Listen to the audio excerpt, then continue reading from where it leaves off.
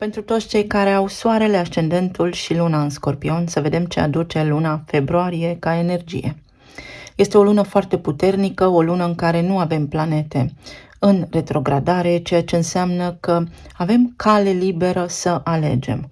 Vom avea parte de niște conjuncții importante care practic ne deschid noi cicluri de viață, dacă știm cum să ne folosim de vibrația înaltă a acestor evenimente astrale. Pentru voi în această lună atenția va fi distribuită pe casa a 4-a, pe casa a 5-a, dar și pe casa a 11-a a viitorului. Să vedem ce înseamnă asta mai exact. În primul rând, casa a 4-a simbolizează părinții. Poate fi o legătură mai strânsă aici cu evenimente care țin de tata. Vorbim aici despre casa în care locuim, despre ceea ce se petrece la noi în casă și nu știe nimeni altcineva, atunci când noi ne odihnim și ne retragem cu noi înșine, despre spațiul locativ, despre trecut, rădăcinile mele și proprietățile mele. În această casă avem arhetipul vărsătorului și vărsătorul este semnul care vrea adevăr și libertate, egalitate. Este un semn care poate aduce și rebeliune, dar și sclipire de geniu. Idei așa cum înainte nu aveam, sau conexiuni mentale foarte rapide și de o inteligență ridicată. Aici se regăsește deja din 21 ianuarie Pluto, care este planeta transformării, a morții și a renașterii, cea care ne ajută să ne regenerăm după ce dizolvă toate lucrurile care nu ne mai servesc. Și rând pe rând vor intra în casa 4-a Mercur, Marte și Venus, care vor face o conjuncție cu Pluto. Și toate aceste planete sunt planete personale, care vorbesc despre noi înșine, în timp ce Pluto vorbește despre întreaga generație, despre schimbarea programului la nivel de mental colectiv, dar și personal. Să vedem ce înseamnă exact. Mercur este planeta intelectului, cea care ne vorbește despre modul în care noi comunicăm și care ne arată opinia noastră. Opinia în funcție de experiența noastră de viață de până acum, care poate fi și subiectivă. Este prima planetă care îl întâlnește în conjuncție pe Pluto. Mercur, în Vărsător, este o energie foarte bună. Este sclipirea de geniu, este viteza cu care procesăm noi informații, modalitatea prin care putem să descoperim noi informații, care înainte ne-au fost ascunse în acest dans cosmic cu Pluto. Poate fi vorba despre manipulare de informații aici, pentru că Pluto înseamnă și manipulare, și obsesie, dar și control sau putere. Vărsătorul, pe de altă parte, ne spune să ne detașăm de tot ceea ce nu ne convine, mai ales în legătură cu trecutul nostru, sau să devenim un fin observator al trecutului nostru și să ne schimbăm opinia despre datele care s-au petrecut atunci, astfel încât acum să țintim către viitor, dar într-o formă detașată, eliberați emoțional. Pluto poate aduce o avalanșă emoțională și în acest context energia prezentă ne spune: detașează-te de emoțiile negative, lasă în trecutul tău tot ceea ce te împiedică acum, nu mai căra bagaj emoțional care are legătură cu trecutul, cu părinții, vindecă-te și eliberează-te de paradigma veche. Fii conștient de cine ești tu cu adevărat și fii sincer cu tine însuți sau însăți, pentru că asta te va ajuta în viitor. Vărsătorul vorbește despre viitor și idealuri înalte, despre grupuri de oameni la care acum ne putem conecta sau de care acum poate vrem să ne izolăm, să ne detașăm. Mercur în Vărsător ne aduce și inteligență nebănuită, să facem chestiuni legate de spațiul locativ. Ne vin idei despre cum să ne cumpărăm o casă sau cum să facem un schimb de locuință sau poate vrem să facem ceva în casa noastră, reparații, care cum pot deveni posibile. Mai departe, Marte, planeta acțiunii. Planeta care ne vorbește despre determinare și voință, dar și despre programul omului de a ataca și poate a fugi, despre agresivitate sau despre programul supraviețuire, îl întâlnește, desigur, în conjuncție pe Pluto, tot aici în Vărsător, în casa a 4-a. Pluto este octava superioară a planetei Marte, iar această conjuncție vorbește despre forță la superlativ, despre o acțiune compulsivă, despre irascibilitate, poate și agresivitate, de care vreau să mă detașez, pe care o conștientizez și pe care o vindec acum, dacă ceva nu-mi place la mine sau la ce se întâmplă în casa mea. Pe de altă parte, ne poate da și un tipar obsesiv-compulsiv, pentru că Pluto înseamnă și mici obsesii sau poate mari obsesii în funcție de viețile fiecăruia dintre voi. Detașarea de trecut. Nu mai contează ce s-a întâmplat în trecut. Omul important este în această viață pentru a avea parte de progres să uite și să ierte, pentru că dacă aducem trecutul în prezent, nu putem manifesta un viitor diferit față de ceea ce înseamnă acel trecut pentru noi. Dacă ceva ne doare, trebuie să uităm și să iertăm și apoi să ne regenerăm. Asta spune Marte în conjuncție cu Pluto aici. Sau poate voința, determinarea să fac niște pași importanți în tot ceea ce ține de proprietățile mele, spațiul locativ sau modalitatea în care eu mă manifest la mine în casă. Poate lucrez prea mult și este timpul să mă echilibrez, să fiu mai atent la casa mea, la modalitatea în care mi împart timpul între carieră și casă, viață personală. Și nu în ultimul rând, zeița frumuseții, Venus, planeta care ne vorbește despre iubire, relație, echilibru, diplomație, despre stimă de sine și despre banii lichizi, intră aici în casa 4 în conjuncție cu Pluto.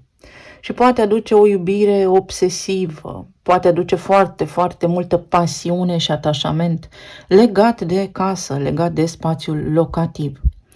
Poate veni aici cu frumusețe, cu dorința de a amenaja sau a reamenaja o casă.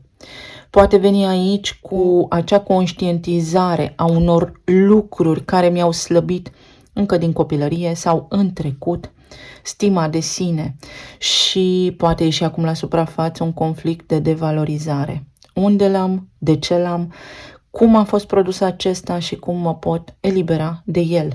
Toate aceste tranzite ne oferă șansa acum pentru următorii 20 de ani să ne eliberăm de frustrări, de dureri, să ne vindecăm și să ne regenerăm.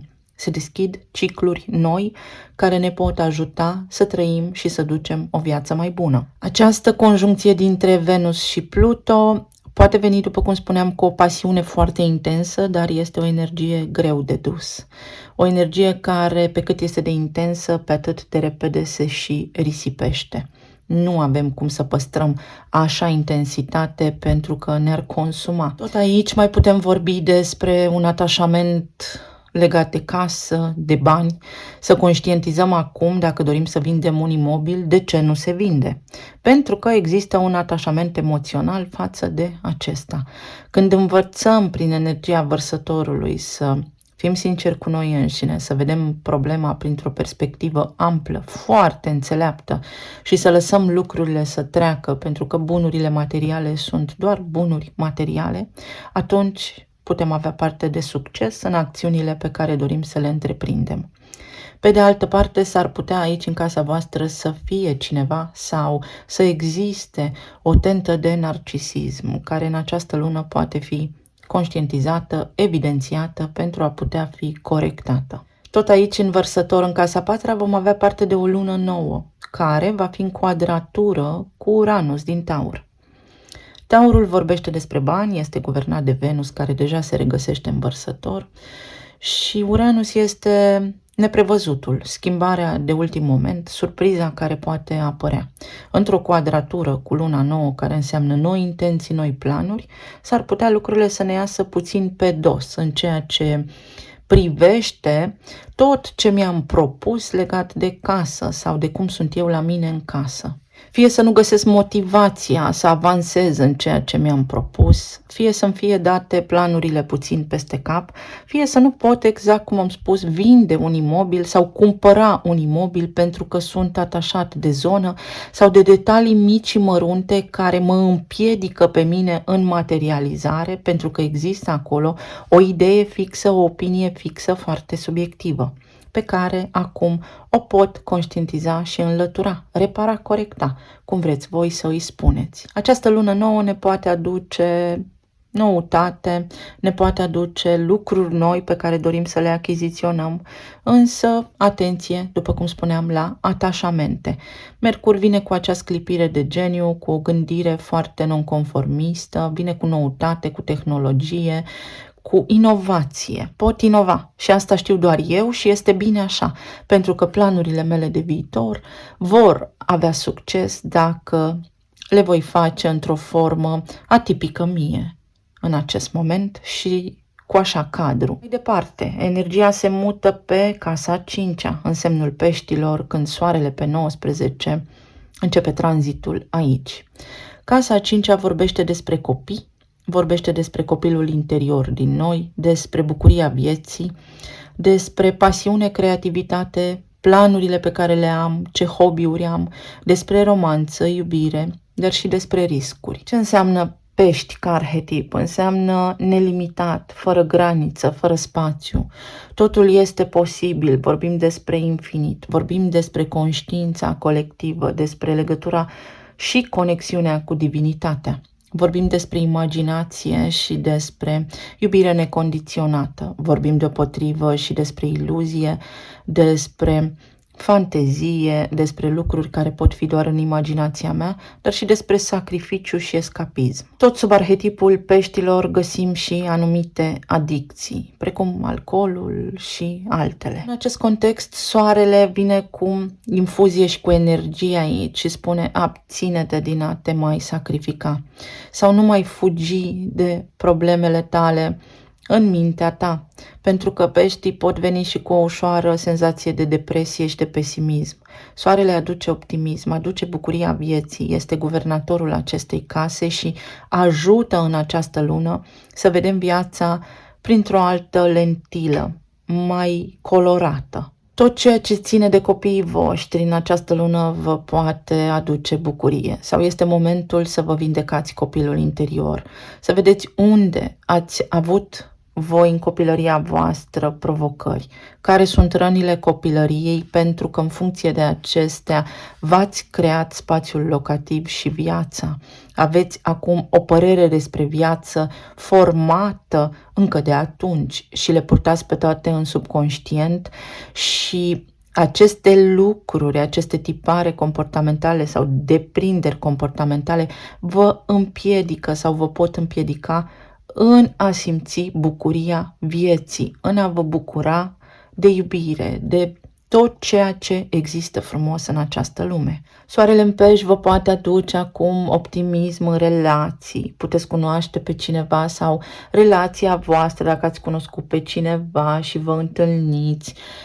Sunteți în perioada de tatonare a terenului. În această lună vă poate aduce poezie, romantism. Toate lucrurile acestea pot fi concrete pentru voi, le puteți accesa.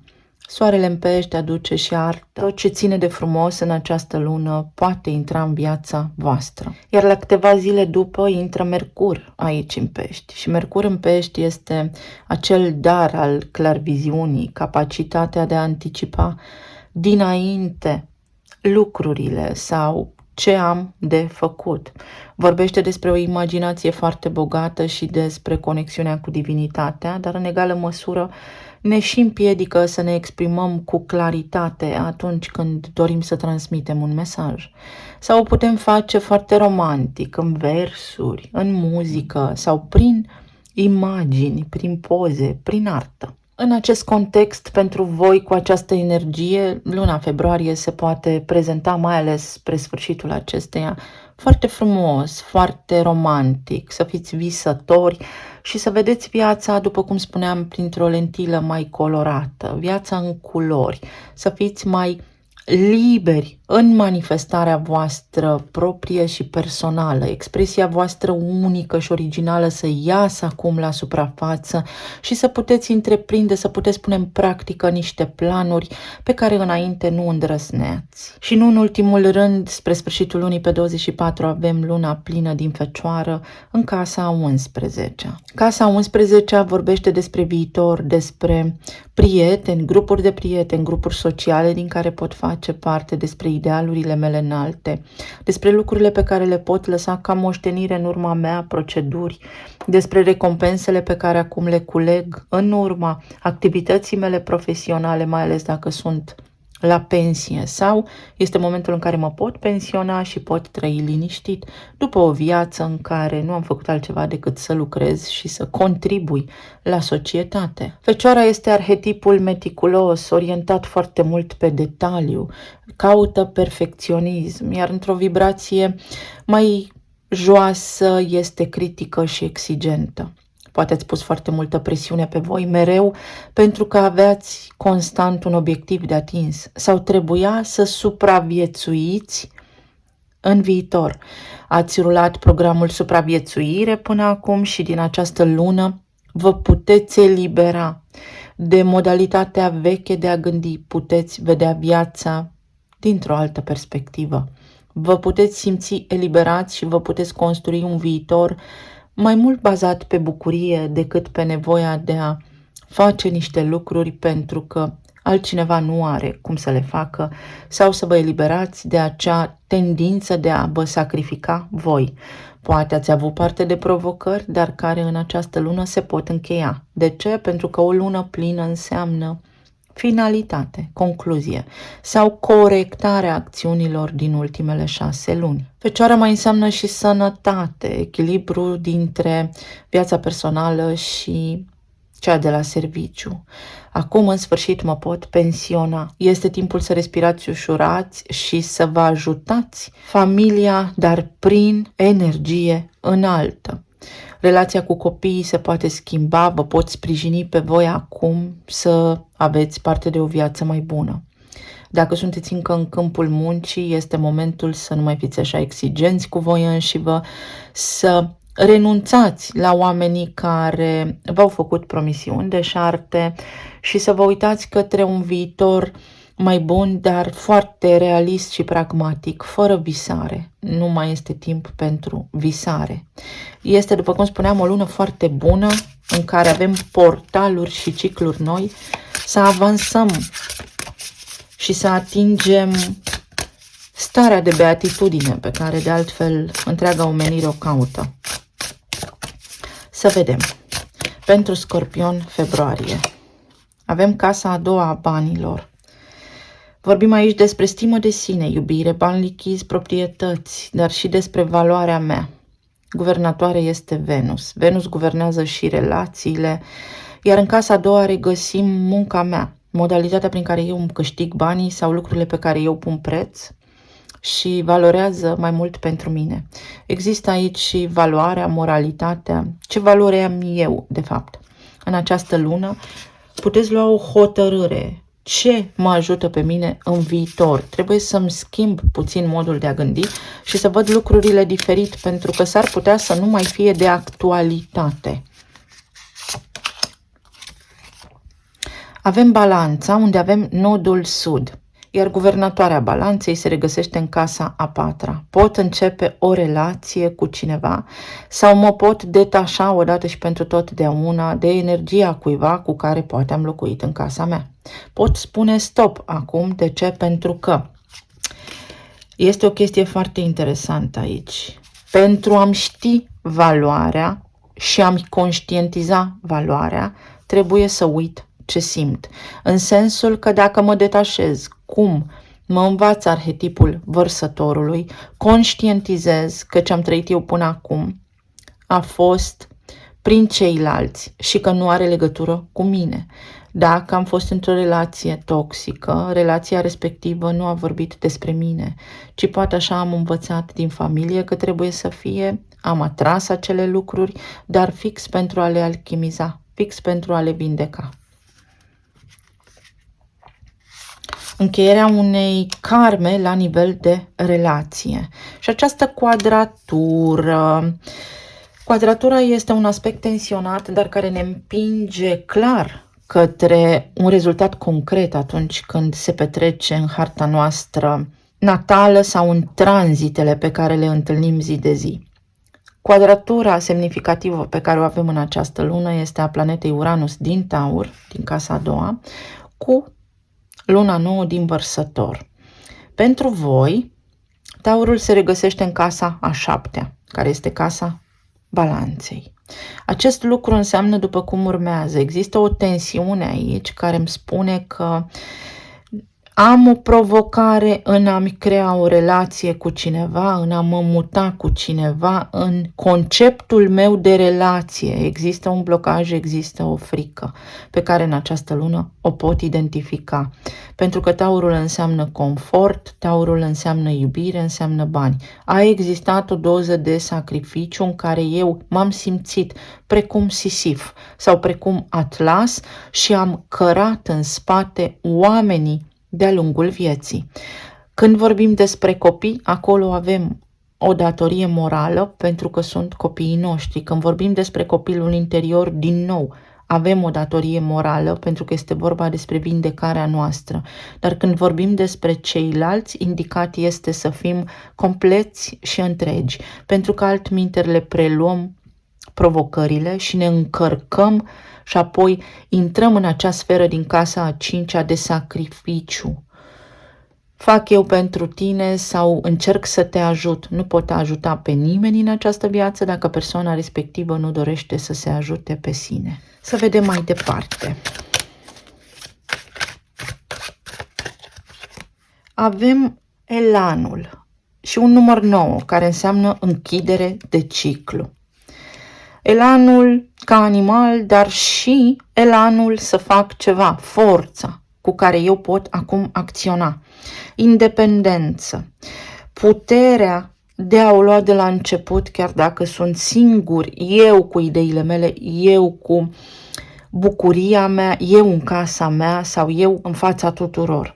Vorbim aici despre atitudine care este totul. Atitudinea mea față de viață îmi manifestă viitorul. Vorbim despre calm și despre încredere în mine însămi. Când eu sunt așa și emoțiile mele sunt integrate, sunt adunate, sunt conștientizate, am și capacitatea de a avea alături oameni care să-mi fie solidari și alături de care să pot petrece timp de calitate sau să intru într-o relație. Să vedem mai departe. Regina de bâte. Vorbim aici despre arhetipul leului.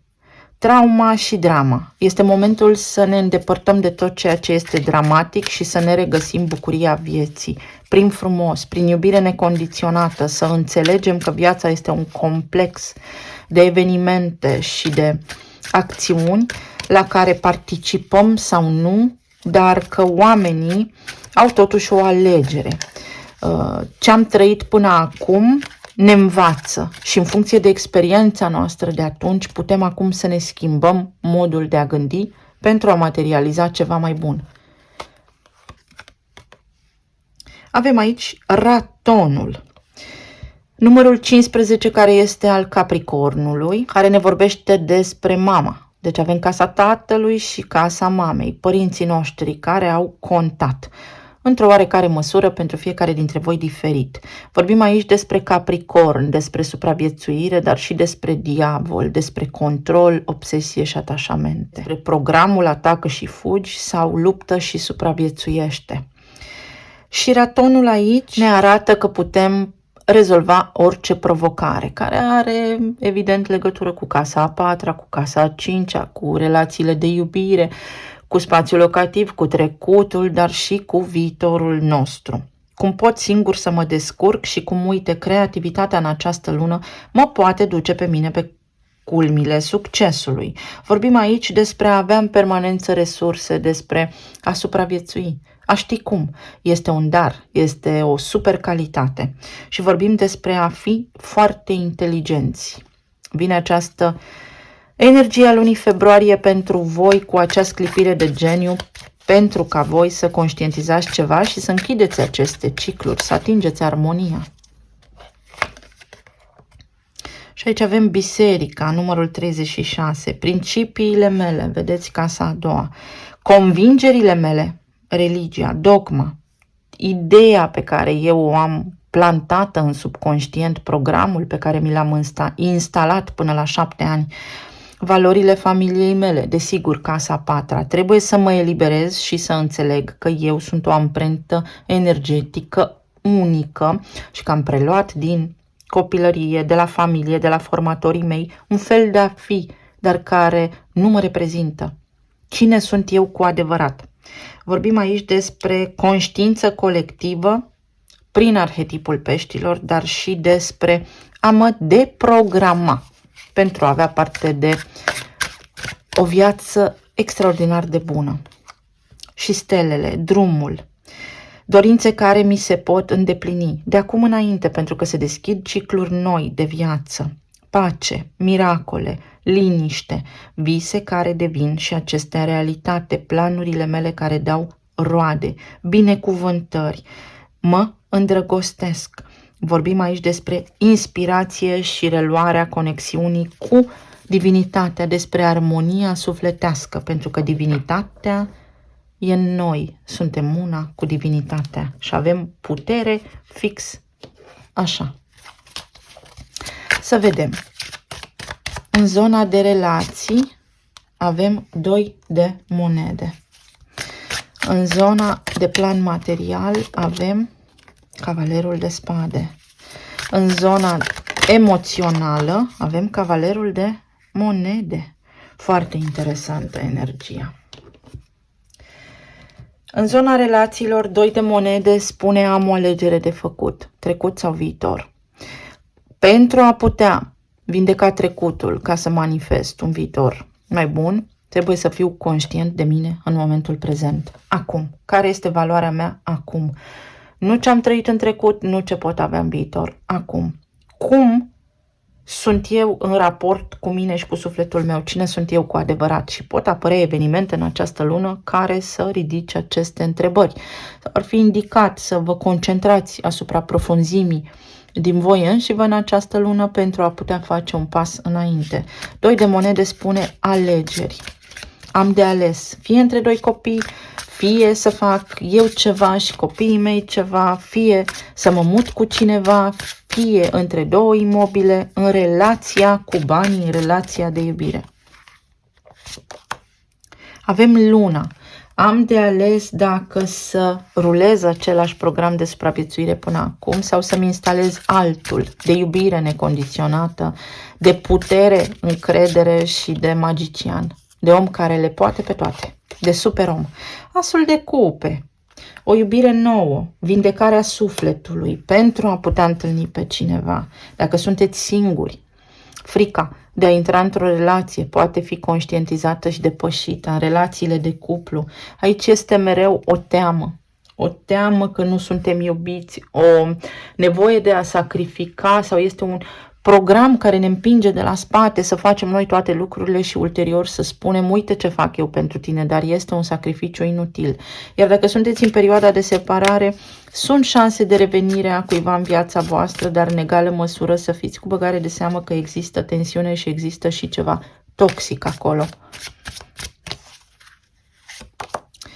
Din nou 2 de monede. 2 de monede. Ce fac? Ce aleg? Este o lună care vine cu o răscruce de drumuri, stânga sau dreapta. Ce aleg? Către ce mă îndrept? O răscruce de drumuri și multe alegeri în zona de relații. Autenticitatea, adevărul, comunicăm. Pot cunoaște pe cineva. Am dubii.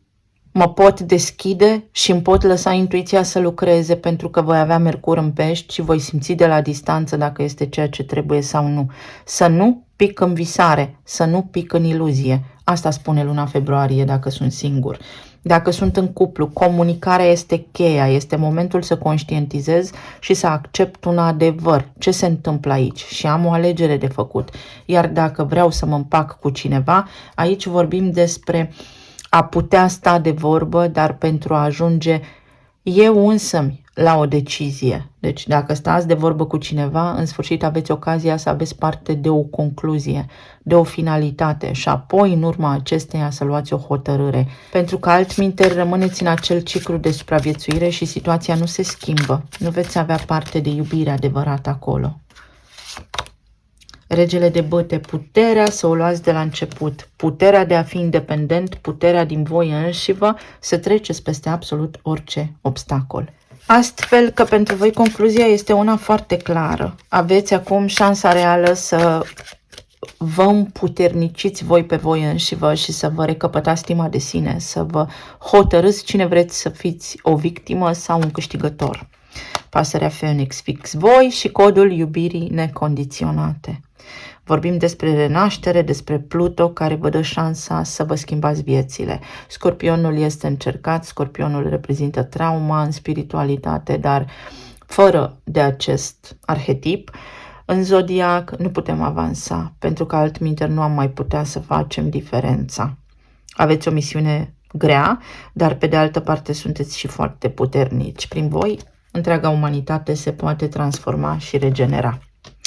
La nivel de plan material, avem Cavalerul de Spade, vă vin idei noi. Vă vin idei despre planuri, despre ce să faceți, vă gândiți, vedeți? Uite și aici, ce să fac cu casa mea. Am o dorință, aș face o schimbare, există aici o idee despre o mutare. Pe de o parte există teamă, pe de altă parte există dorință de a evada, pentru că vărsătorul vrea aer liber. Poate locuiți la bloc și vă doriți să vă mutați la casă. Sau poate vă doriți o altă zonă, o altă țară. Există posibilitatea să duceți la bun sfârșit aceste lucruri. Ce s-a întors? Uite, nebunul. Să o luați de la început și să obțineți ceea ce vă doriți. Aici, în primul rând, este nevoie de încredere, dar și de sprijin din partea familiei, dacă aveți. Dacă nu, puteți și singuri. Avem în altul preot, acte care se pot semna de vânzare-cumpărare, dacă ne eliberăm de atașament. Există idei geniale, oportunități care apar în această lună, pot apărea în următoarea perioadă, despre cum să fac lucrurile, pot să locuiesc cu copiii sau mă pot muta, copiii se mută și în sfârșit eu devin independent și trăiesc cea mai frumoasă poveste, cea mai frumoasă parte a vieții mele. Pentru alții dintre voi este acum o perioadă de interviuri, de discuții, de colaborări noi care pot apărea și important va fi să știți să negociați bine, să vă știți valoarea. Luna, pentru că nu prea vă știți valoarea, vă este teamă să vă cereți drepturile pe de-o parte, este o frică din subconștientul vostru, vedeți? Poate ați fost învățați cu bani puțini, poate veniți dintr-un regim, dintr-o perioadă în care lucrurile nu erau permise sau există un program aici de tip sărăcie sau numerit. În această lună puteți să le suprascrieți. Și împăratul, sigur că puteți, vedeți, Pluto, octava superioară a planetei Marte, care vă este și guvernator, pe voi vă ajută energia mai mult decât sunt celelalte semne ajutate în această lună să depășiți obstacole. Este aici și antreprenoriat, dacă vă doriți, sau să pornesc pe drumul meu, este și o promovare, este și recompensa după o viață de muncă, este o concluzie, atrag în viața mea oameni puternici care mă pot ajuta. Am control asupra vieții mele în tot ce vreau să întreprind în viitor. În zona emoțională vorbim despre Cavalerul de Monede, lucruri concrete. Nu mă grăbesc să ajung la nicio concluzie, vă urmărește 2 de monede. Aveți o alegere de făcut. O cumpănă, nu rea, nu în sensul negativ, o hotărâre. O perioadă în care să luați niște hotărâri care, uite, vă deschid calea către abundență, către stabilitate. Fie are legătură cu o persoană importantă din viața voastră și cu niște bani, fie are legătură cu voi înșivă și cu modalitatea în care vă vedeți voi pe voi înșivă. Aici, la nivel medical, vorbim despre o decizie, despre o persoană care vă poate ajuta, despre o situație care nici nu se îmbunătățește, nici nu se înrăutățește. Este cât de cât stabilă, dar este nevoie de o intervenție, de o terapie, de un tratament. Temperanța, echilibru și armonie. Vorbim aici despre o perioadă în care pentru voi va fi liniște, vor fi lucrurile în jurul vostru calme, dar trebuie să fiți și voi calmi, și despre o perioadă în care pot răsturna niște situații. Ce nu a funcționat să înceapă să funcționeze. 7 de cupe. În această lună trebuie doar să luați niște hotărâri. Uite, lumea pe care nu voiați să le luați anterior, pe care ați tot ezitat sau nu le-ați conștientizat. Este o lună de introspecție pentru voi foarte puternică în care să vă eliberați masiv de tot ceea ce v-a tras în jos, v-a încurcat, v-a îndurerat în această viață. Foarte bună energia. Aici, cu un tratament, vă puteți simți mai bine, din aproape în aproape. Talismanele.